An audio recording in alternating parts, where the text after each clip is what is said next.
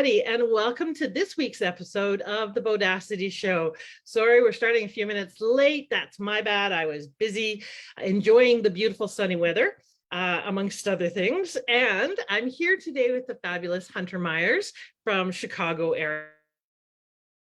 Thank you for joining us, Hunter. I'm glad to see you. I'm going to give you the official lowdown on Hunter, and then we'll find out some juicy tidbits about her so you can really get to know her. And then we're going to be talking about how to build a happy marriage between your business and its customers. She is a visual branding and brand strategy and design expert. So I know we've had a few people on about branding, but I think it's something that you really need a lot of perspectives on, and not only perspectives, but different access points of how to think about it, and different ideas of what you can do to move that forward, because some people find that really daunting. So let's launch in. Welcome, welcome, Hunter, and I'm going to read your official bio, then we'll get rocking and rolling. So, awesome. Hunter founded Verdure Design, Verdure, how do I pronounce it? Verdure, like merger, but with a V. Verdure Design Company in 2020 with the intention of bringing a human-centered approach to branding and graphic design. Her degrees in both English and Sociology have equipped her with the tools she needs to get into the minds of your customers and create a brand that speaks directly to them. Paired with over a decade of illustration experience, and over 6 years of design experience, Hunter has been able to create brands that tell stories and breathe life into the business they embody, which is very important when it comes to a brand and how you are perceived in the marketplace. So welcome, Hunter. I'm glad to see you. Lovely background. That's cool. Is that your actual house or is that a background? It is actually. It's my actual apartment. Yep, the brick wall. Nice. Very nice. Very nice. I love exposed brick. All right, so that's the official perspective on you. Now tell us something no one would guess by looking at your website or hearing your bio or looking at you. What's something no one would guess about you? Yeah, so I am actually a competitive karaoke singer. I'm part of a league. My league won first place last season. So yeah, something that people don't typically know. That's so cool. I didn't even, well, first of all, A, congratulations, and B, I didn't know there was competitive karaoke, although I should have guessed because we're competitive about everything, but that's so cool. How does one find a competitive karaoke league? Right. So I was actually really surprised when I moved up to Chicago to find out that karaoke could be a competitive thing as well. So I'm part of a league called Second City Karaoke, which I believe is under a larger umbrella, but it's in a lot of bigger cities. So if you live in a large city in the United States, look up and see if your city has a competitive team. It is seriously so much fun.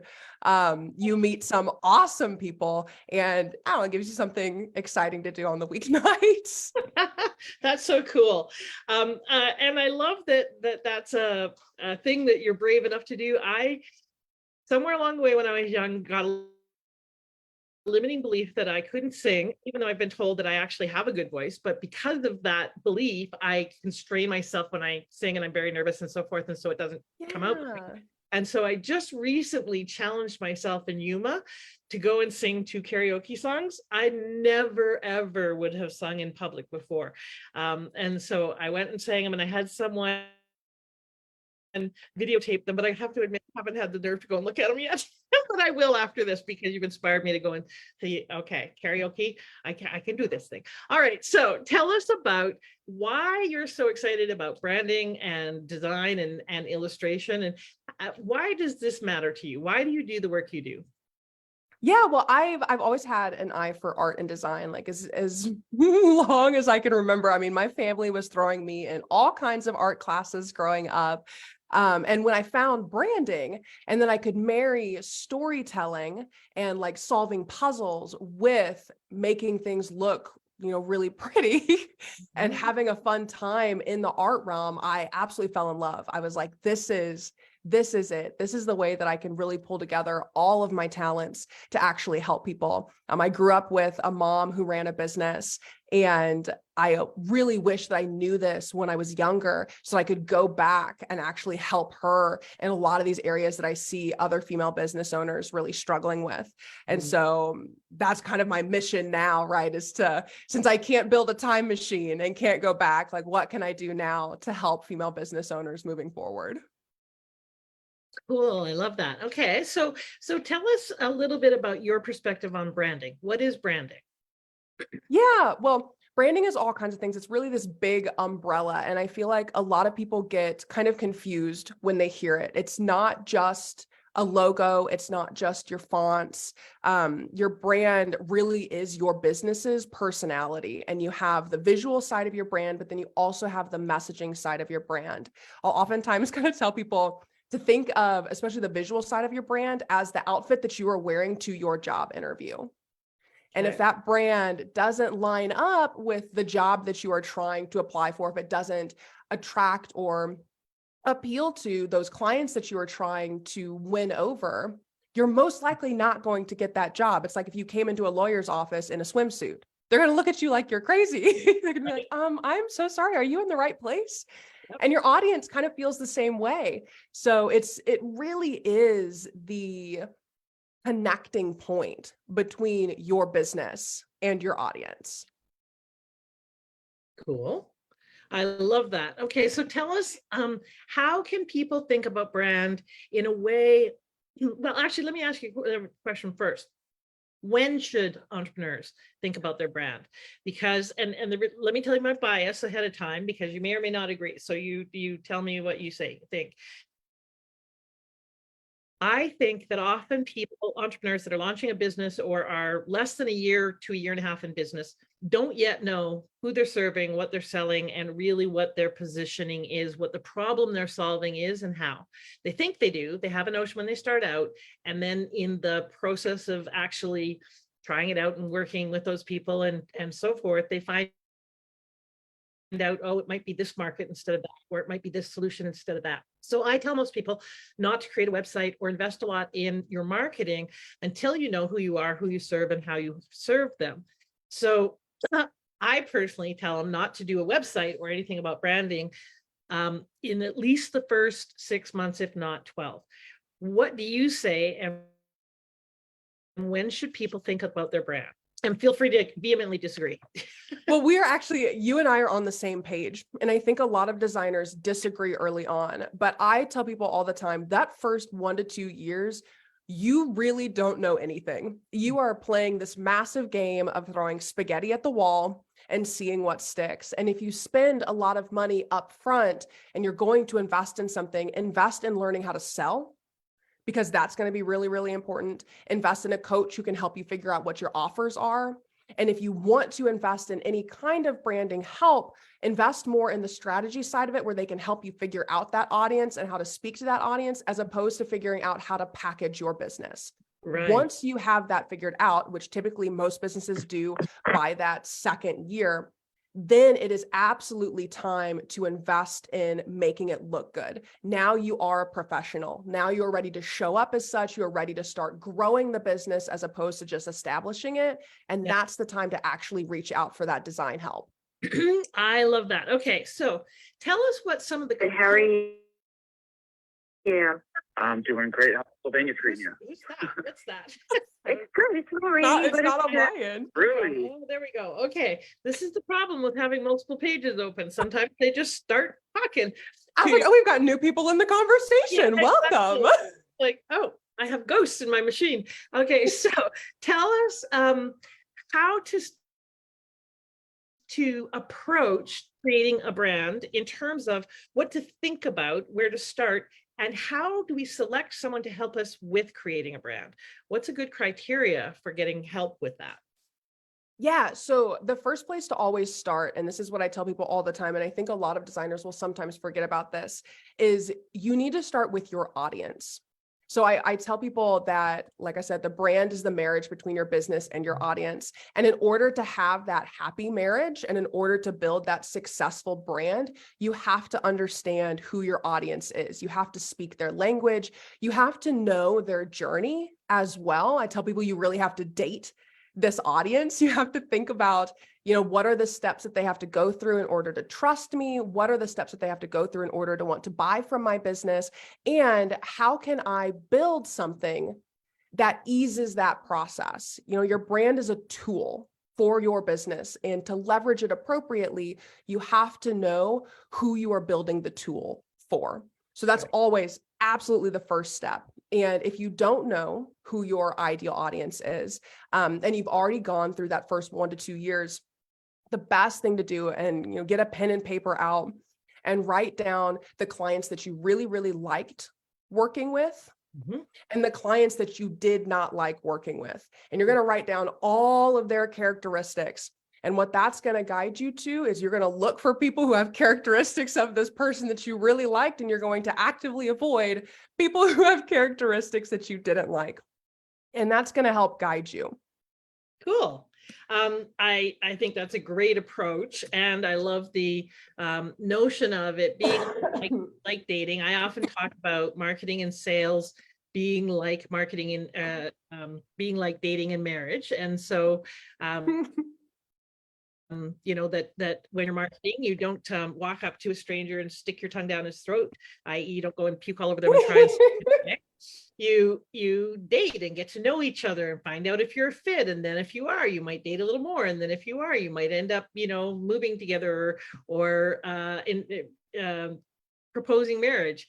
So I know that you think that it's also like a marriage. So tell me a little bit about how you build a marriage between your business and its customers.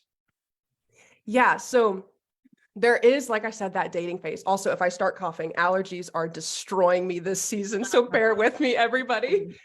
We'll just sit and cough together. It's okay. But bless, it'll be a team effort. It's fine. So you really look at it like this dating phase. And when you're first starting out, the whole purpose of dating is to get to know this other person. And you have like different levels, right? Like when you're on that first date, chances are you're not going in there with the hard questions like, when do you want to get married? How many kids do you want to have? And are we the perfect fit? But instead, you're going in figuring out, okay, like, what is this person like? Do we even get along? Do they have, like I said, those characteristics that line up with the ideal clients that I want to be working with? And a lot of this is kind of the demographics phase. So this is that surface level work that you're going to be doing. As you continue the process, though, that's when you start to dive in and learn more about them, like what motivates them. This is going to be huge because this is going to tell you what drives their decision to buy. Similarly, what are they scared of? These are questions that you want to be asking to help you better understand what you can do to, like I said, ease that process. You're going to look at their buyer journey. What phases do they have to go through before they're ready to buy from you? What dates do they want to check off their list? And going through that is going to help you. I love that perspective. Go ahead and cough if you need. So the question I have is, many people think of branding as a logo, my colors, maybe my website layout, that kind of thing. What does that have to do with the buyer's journey? What does that have to do with keeping clients engaged? What does that have to do with actually transitioning people? Like, no one ever bought something based on a logo. So tell us kind of the deeper story behind brand and how that relates to taking them on the journey. Yes, I love this question because your brand is not like, when you're thinking of the visual brand, because that's what you really just described, that is the subconscious part of your brand. So that's going to be what's working in the customer's minds that they're not realizing. The same way that your messaging is the conscious part. So that's what they're reading. That's what they're internalizing. By having a visual brand that aligns with that messaging, you're kind of pushing the message to them on the subconscious level. And here's an example of what I mean. So let's say that you have a luxury brand. Luxury brands are really easy to describe. I think all of us can think of one, right? So you have your luxury messaging. But if you show up to a website of what seems like a luxury brand and it is set up like a Dollar General, that does not align with what they are trying to sell to you. You have in your mind a picture of what luxury means. And so the person has to match that picture at some level in your mind for you to have that trust that this is a brand that you can buy from that is going to deliver what it is that they are saying they are delivering. One of the biggest factors of the visual brand is building that trust and building the recognition. People recognize colors, they recognize logos, and then they connect with your messaging. Right. And the trust is largely based on some consistency of how you're being, how you present Exactly. and so forth. And that also corresponds to the entrepreneur themselves. So a lot of the people watching this are solopreneurs or small business owners, and may think of their personal brand as tying in with their business brand. But talk a minute about the correlation between those two, or the relationship between those two, and how we should think about our personal brand as a reflection of the company. Yes. So your professional brand versus your personal brand, they will have overlap. Especially if you are a solopreneur or a small business owner, a lot of us are out here kind of building a professional brand off of the personal brand. But the difference between the two is really, like I talked about, that audience. The professional brand is built for the audience. That is who needs to be the main focus. When you're in a relationship, if you are the main focus in your relationship with someone, that relationship is not going to go very well. Your audience needs to be the main focus of that professional brand. Whereas your personal brand, that's where you can really shine. And by connecting those two, that's where you start to pull in and really connect with the audience that is most aligned with your personality. That's where you really get the magic to happen, right? When you can find a client that aligns well with your vision, but then also your personality, like magic, absolutely. Sparks flying, all of it. So that's what I think the main difference of the two is. Right. So, for instance, in terms of my brand, Bodacity is, the word itself means the combination of bold and audacious. And my brand, or my company, stands for supporting women in grabbing life by the ovaries and going for it, in being bold in the world, building their bold business. So if I showed up all mousy, and I don't have my shirt on because it's too hot, but it's polka dotted. If I showed up, all kind of quiet, mousy and so forth, it's out of alignment with the brand. But I have blue hair. Normally it looks gray right now, but it's blue hair and polka dotted glasses and so forth. And likewise, you have a very artistic and creative look and feel to you. So we represent our brands. We look like our brands, right? What are some of the things that people could do to represent their brands? What are some of the things? So how they dress, how they represent themselves. What else? What are some of the components of personal brand that they should be thinking about? So some other things, great examples, by the way, some other things would be talking about what you value.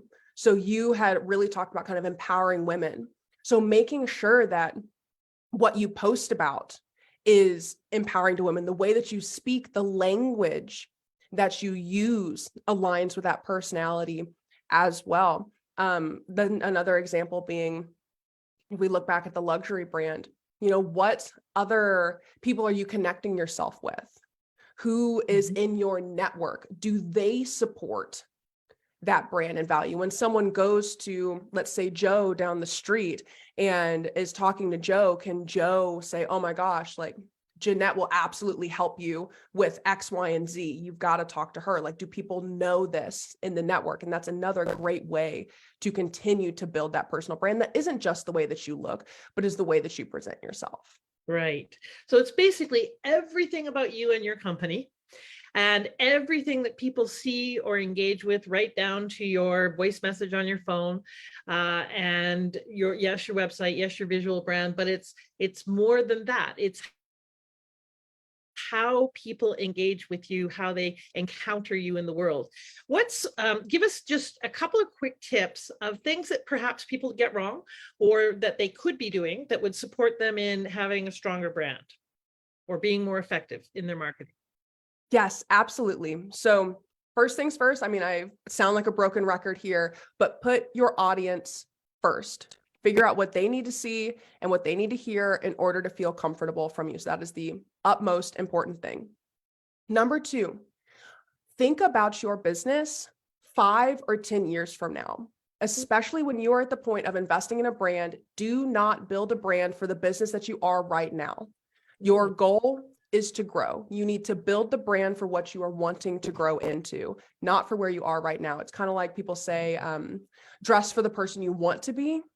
It's the exact same concept. Build a brand for the business you want to become. That is what helps you grow into it. So that's number 2. Okay, pause on that one, because that's such a great tip, and I haven't actually heard that before, but it's brilliant, and it's very helpful for me because I'm just about to redo my website. It hasn't been updated for like 8 years or something, and redo my brand. So I've been thinking about this, and that alone is worth tuning in for, because it really does help us throw our anchor into the future. And like you said, it will pull us towards that reality. I love that. Exactly. Yeah. Exactly. All right. What's And then number 3? number 3 is to listen to your gut throughout the process.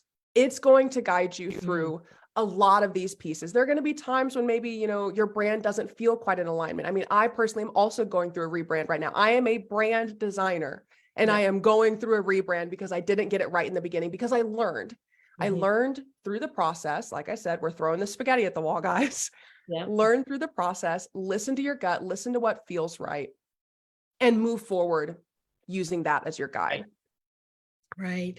And the listen to what feels right for you, I think, is so important, because it's so tempting to just kind of copy someone or emulate someone, or go, oh, well, that looks good, so let's just do this. And it can feel kind of daunting, because really, truly, underneath that, you have to identify, who am I? Who am I? What do I stand for? And what does my business stand for? So folks, if you're struggling with that, then yes, sometimes the brand person can really help you with that clarification. You can also reach out to me. I'll help you identify your why you do what you do, and the why of your business, because your business also has a why it exists, why it is doing what it does. And when you know that, it's so much easier for you to then identify, okay, what does that look like? What does that feel like? What does that sound like? How does that get represented? So if you're not clear on that, it's almost impossible to do ourselves. This is one of those things that's right there. We can't see it. So we need someone, a brand expert, a coach, both, actually, usually, to help us get that clarity. So reach out and get support for that. This is one of the areas, there's often many areas where I tell people, you can do this. This is where you would probably save money and do it yourself. This is not one of those areas. Don't cheap out on how you look.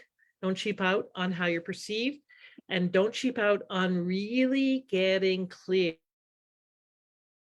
on what that is, what that being is, the doing is, and the having is, all 3 of those. So tell us how people can find out more about you, Hunter.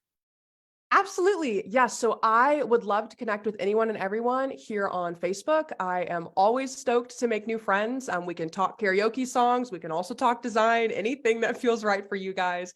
So connecting with me on Facebook, and I'll hop in the group. And then you can find me on Instagram at Verdure, that's V as in Victor, ER, D as in dog, URE, Design Co. I also have a free mini course to help you figure out that audience, if that's something that you're interested in. Like I said, I love talking about this stuff. So if you go through it and have questions, shoot me a message. I'm always here to help. All right, so tell us more about the mini course, and then spell out the URL. I'm going to put it into the chat, but for those who see this without the chat, spell out how they can get that. So what's it about? Absolutely. So the mini course is all about how to date your buyers, so that you can build a really, really strong buyer persona. Those buyer personas are used all throughout your branding and marketing, as well as your sales process. So really tuning in, honing in, getting that as good as it can be is absolutely key to figuring out those marketing pieces. So you can access that mini course. It's 9 chapters. They're all short because I've got an incredibly short attention span, and I know I'm not the only one. So short, super easy to digest. You can find it at verduredesignco.com/swipe right. So Verdure again is V as in Victor, ER, D as in dog, URE, designco.com/swipe swipe right. Okay. Swipe right. That's very cute. All right. I love that. And guys, go and get that, because that actually is a really, really important piece of helping you clarify. And even if you've already think you know your avatar, already think you know who your ideal client is, it's worth revisiting that at times. And what I really encourage you to do is what Hunter said earlier: figure out who your favorite client is that you've worked with in the last little while. Who is the strongest implementer? Who's got the best results? Who do you love getting on the phone with, right? And versus those that you see their, number and you go, oh, that's not the ones, right? So those ones that you just can't wait to get on the phone with, and do that process with them in mind, because we're always kind of upgrading, refining our market, or at least we should be, because we should be up leveling the people that we're working with as we grow, and as we claim our value, as we get more solid in who we are, what we have to offer, and we raise our prices or our positioning or whatever, it's going to change the nature of our clients. So even if you've done this and you think you've got it dialed in, I highly recommend that you go and do that again and use this mini course as a great backdrop or tool. It's got lots of activities and supplementary materials, so it's going to help you really action it, not just think about it. So great. Thank you for that gift, Hunter. I appreciate that. And so tell us, what's one last thought you'd like to leave everyone with when it comes to thinking about how to build a happy marriage between their business and their customers? Yeah. So one really big thing is, don't be afraid to ask people. If you aren't sure an answer, if you're not sure what your audience likes or doesn't like, or what motivates them or scares them, just ask. It's okay to ask. People want to help you, and it's going to serve you far better than guessing. So don't be afraid to ask. This is huge. Ask questions. Everyone is out here just trying to help each other. We all know how this journey goes. So Yeah. Don't be afraid to ask. Awesome. Great piece of advice. Please listen to that. So many times I have clients that wander around kind of in confusion, guessing, and having the relationship with the market in their head instead of in the market. So go ask. Brilliant. Thank you so much for being here, Hunter. I appreciate your enthusiasm and your passion for what you do, and for the really practical tip for my people. I appreciate that. So ladies, and those few smart gentlemen who join us, I really appreciate you being here. I really support you in having a bodacious week by actioning this. So go get that mini course, go do a refresh on your avatar, on your ideal client. I actually have it put in there, and I'm going to go do it myself, even though I teach this and I do it quite frequently. I've kind of up-leveled my clients lately, and I'm shifting from Facebook to LinkedIn, and I'm shifting my market. And so I am going to use this, thank you very much, as a tool for really refining that up-leveled market. So thank you. Great timing on this. I appreciate it. And if you have questions, please post them below the video, and Hunter will pop in and answer them, or I will if there's something I know about. And if you would like to get in touch with Hunter, you can go to her website and or find her on Instagram. So we'll put that information in the chat below as well. Thanks for being here. Have a bodacious week, everybody. Bye for now.